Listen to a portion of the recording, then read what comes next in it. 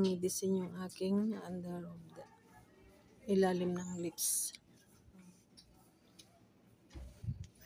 Para daw bumaba yung blood pressure ko. 140 pa rin na, over 100. Pero kahapon mas mataas kasi 170 kahapon. Over 100. Ang sugar ko ngayon, 136. Kahapon, 178. Kahapon ang sugar ko. So, bumaba siya ng konti. Inshallah, konti yung pagbaba.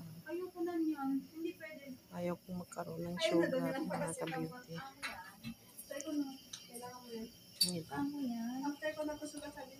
Hirap din.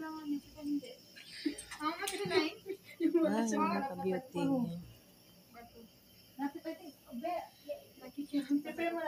Good evening, mga ka-beauty. Dito pa tayo sa hospital. 2 days now. Ayan. Kaya tayo dito. Ayan.